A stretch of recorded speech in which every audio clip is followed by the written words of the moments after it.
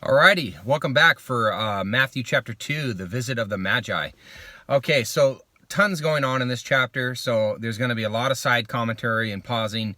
That's the beauty of YouTube. If you want to go back and review it a couple times to catch things, that's also always helpful. So, chapter 2, verse 1.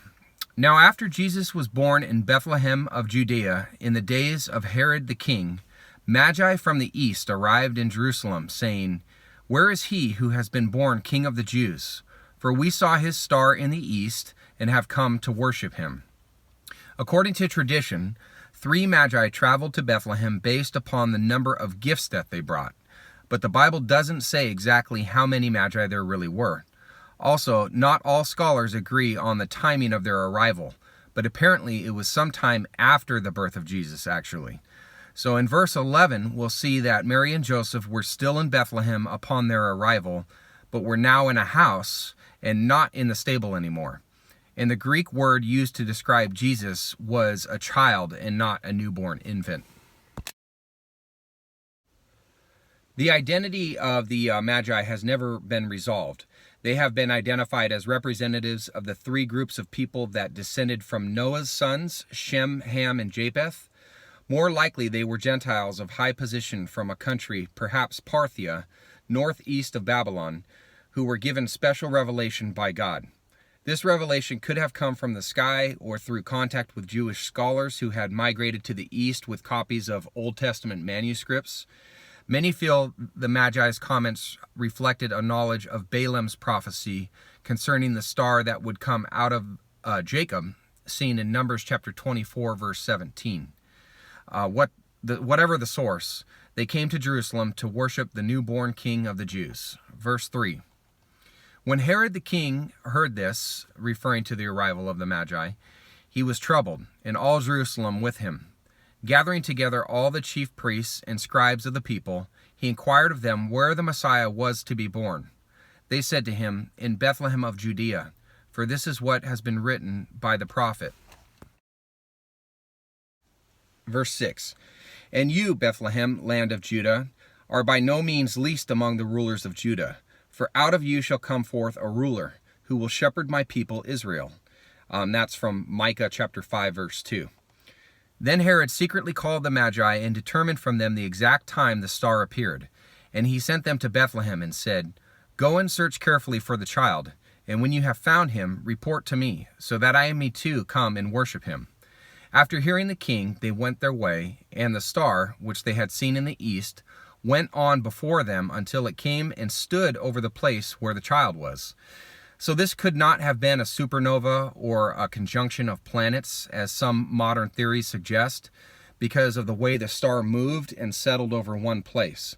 It's more likely a supernatural reality similar to Shekinah that guided the Israelites in the days of Moses, which we'll see when we get to Exodus chapter 13.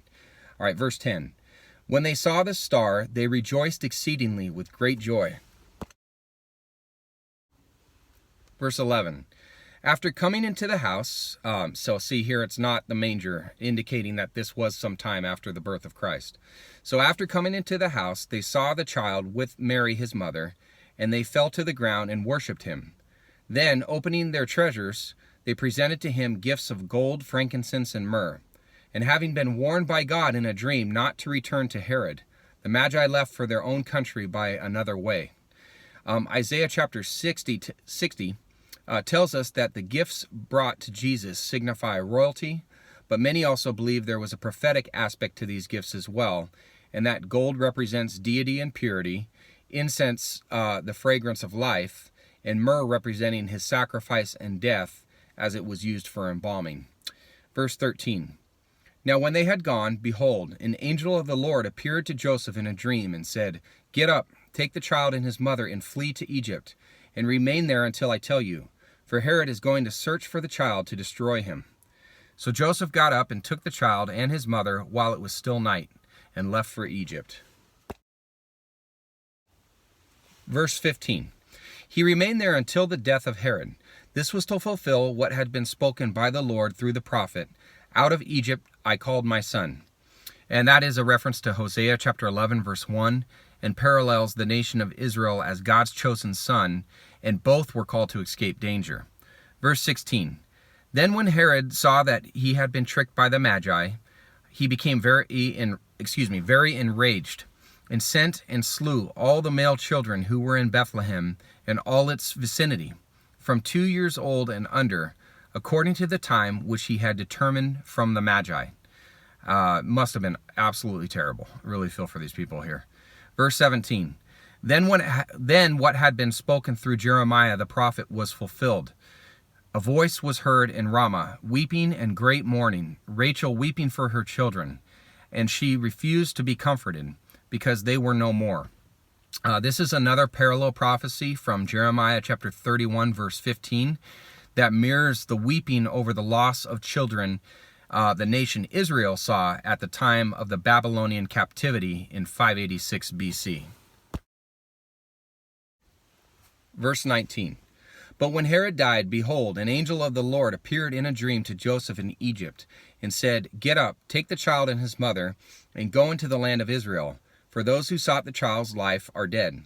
So Joseph got up, took the child and his mother, and came into the land of Israel. But when he heard that Archelaus was reigning over Judea in place of his father Herod, he was afraid to go there. Then, after being warned by God in a dream, he left for the regions of Galilee, and came and lived in a city called Nazareth. This was to fulfill what was spoken through the prophets, he shall be called a Nazarene. Okay, and now I'm going to read from the Wolvard and Zuck commentary here to help shed some light on the undetermined prophetic claim we just read, mentioned in verse 23 about that he was to fulfill what was spoken through the prophets, he will be called a Nazarene. So the words he will be called a Nazarene were not directly spoken by an Old Testament prophet, though several prophecies come close to this expression. Isaiah said the Messiah would be from Jesse's roots like a branch in Isaiah chapter 11, verse 1. Branch is the Hebrew word neser, which has consonants like those in the word Nazarene, and which carry the idea of having an insignificant beginning.